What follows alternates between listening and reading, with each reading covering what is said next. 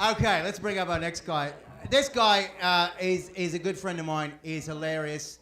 And he will be October 2nd at the Punchline. Go check him out that night. Do it. Go see some of these real comics live when they're doing other shows. Support the local scene. Joe Klocek.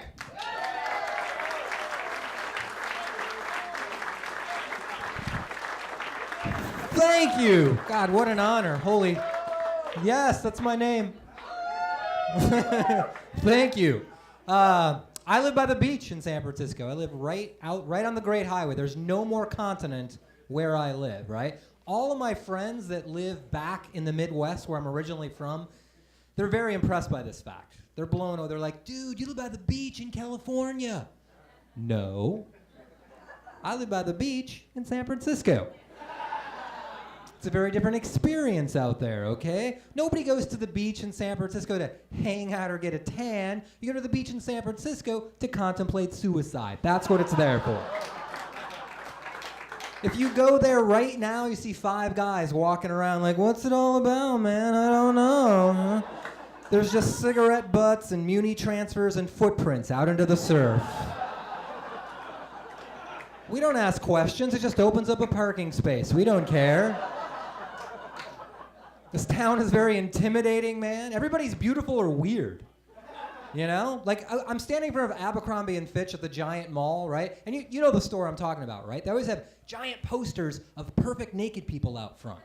And really, what are they saying? Do you know what they're saying? They're saying, hey, look at me. You don't look like this. You should come in here and cover that shit up. That's what they're saying to you, man. It's depressing as hell. And an hour later, I'm at the beach like, I could have abs. This is bullshit, man. You know, just got to work at it, that's all.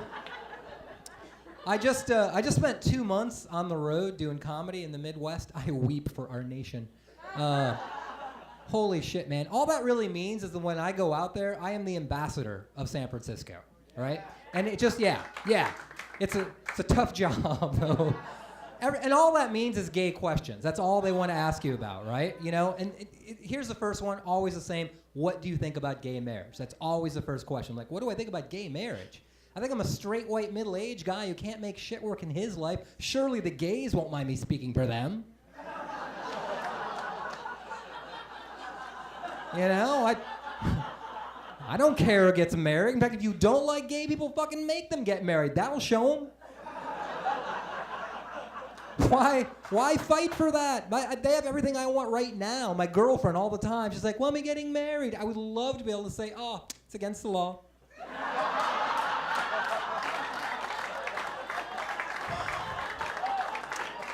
Where's my parade? You know what I'm saying? Straight white male. I think that parade's called Rush Hour, technically, you know, so. Oh my God, man. I have no filter like most comedians. That's how you find out you're a comedian one day. You know, shit comes out of your mouth and some people stare at you and other people are laughing. You're like, oh, I could make a career out of this defense mechanism. You know?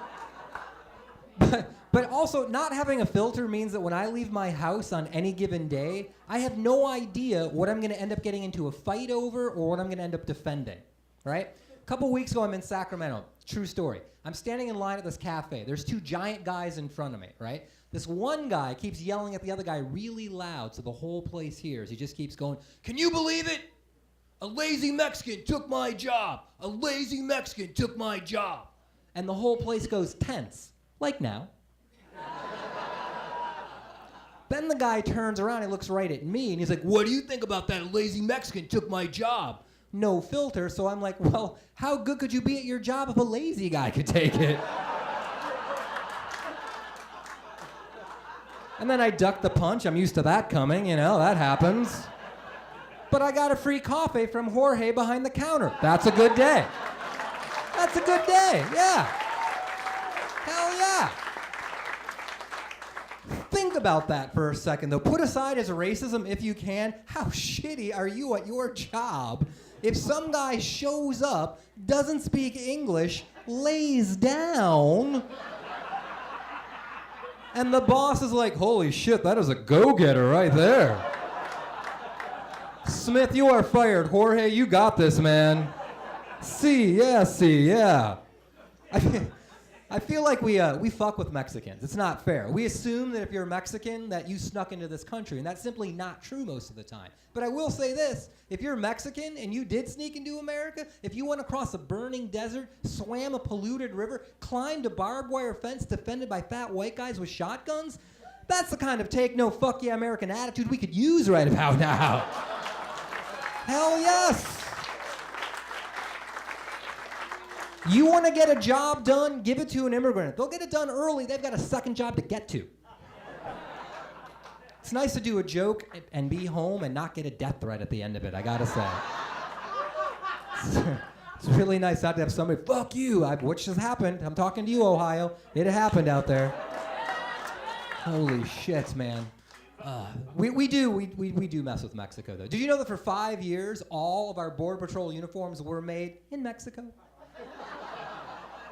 That's not some weird practical joke, you know, or just fucking with them. You know, like they're sewing the flag. I'm like, oh, someday. No, not really, no.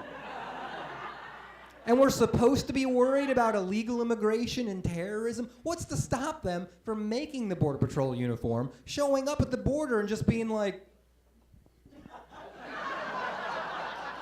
oh shit, there's a lot of us out here today. All right, great. See, oh. You speak their language too. That is awesome. They're always trying to find new ways to get drugs across the border. I don't know if you saw this. This made me laugh. The DEA had to tear down 2 catapults. Catapults. I'm talking Game of fucking Thrones catapults, all right? These things are not toys either. They were capable of firing 60-pound bags of pot a quarter of a mile over the border. Yeah, you gotta have really good aim or you are making somebody's day on the other side. Holy shit! Thank you, Jesus. Or Jesus, whoever, I don't care. If they're using catapults to get drugs across the border, how soon before they use catapults to get people across the border? And when that day comes, Republicans' heads are going to fucking explode. They'll be like, holy shit, they can fly now? Dios míos. We need a dome, not a wall. This is bullshit. I have no filter.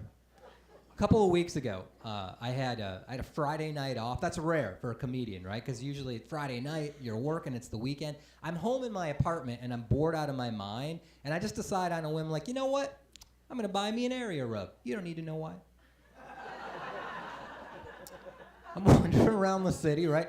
I find the Salvation Army store down in the Mission, right? And I go in, and I'm looking around, and then I see, like, oh, my God, that's exactly what I pictured in my head.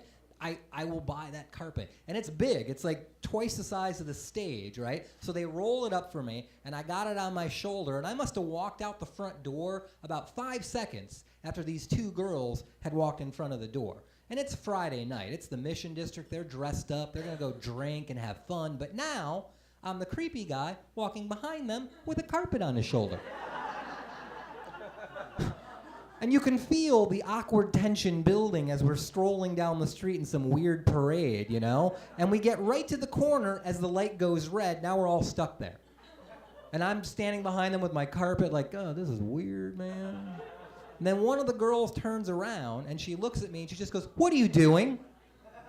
No filter, so I'm like, well, it's Friday night. What's it look like I'm doing, ladies? I'm taking my carpet for a walk. Why? Why would I say that? Why? Why is there nothing in my head going, hey, asshole, that's creepy? No. Why don't I have that filter process? And then as I'm contemplating that, the second girl turns around. I'm not making this up. She looks at me. She just goes, you look like a rapist. Well, I must be the most considerate rapist ever to bring a carpet with me wherever I go. Yes, the ground is cold. No! No, man. And then the light turns green and they start to walk away, right? And I'm waiting there. I'm like, it's been weird for all of us, you know? First girl turns around again and she yells out, "What are you doing now?" And I'm like, "I'm giving you a head start." No. What? That's never gonna be anybody's meet cute story. No, man. Oh. Thank you, one creepy applaud for carpet carriers everywhere just trying to meet. But here's the best part. And then the one girl's mad at the other girl for laughing, and then she friended me on Facebook. So I got that going for me. You're shaking your head. Yeah, I agree. Shit. Everybody's making grand emotional speeches tonight. And, man, you know, I got into stand-up comedy 20 years ago, and I don't think my story is different than anybody else's. It was a complete accident. I was in a lot of pain because a girl broke up with me, and then I got on stage, and I just told the audience how I felt, honestly, and they laughed, assholes that they were. And... But yeah, I realized, like, oh, I have a superpower. Like, I can transmute my pain into something that's going to make people laugh, and that is awesome, and it's great that we have this, and I don't want to bring anybody down because we're all aware of the fact that it's closing tonight, but here's the thing. San Francisco has amazing stand-up comedy in it every night. Find some comics that you saw tonight. Go support their careers. Thank you very much. Now on to the show.